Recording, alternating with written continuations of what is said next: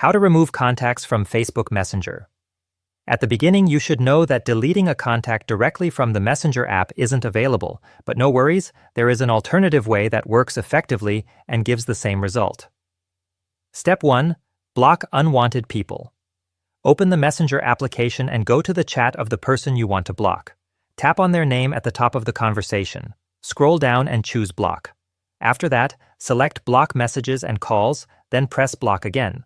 A notification will appear from Messenger telling you that you can also report or delete the chat. Tap on Delete, and it will ask you to confirm deleting the whole conversation.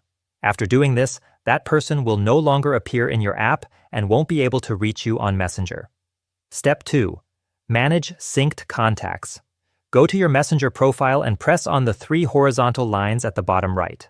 Then, tap on Settings. Scroll down a bit and choose Account Center. When it opens, select your information and permissions. From here, tap on Upload Contacts, then select Messenger.